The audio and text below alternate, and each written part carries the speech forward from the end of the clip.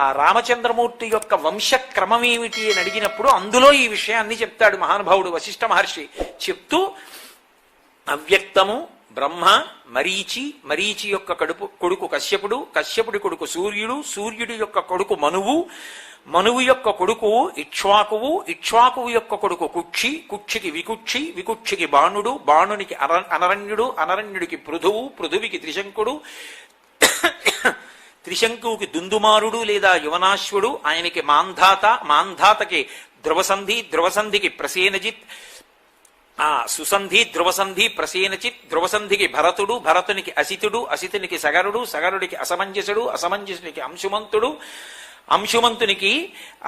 దిలీపునికి భగీరథునికి కకుత్సునికి రఘువుకి ప్రవృద్ధునికి శంఖనుడికి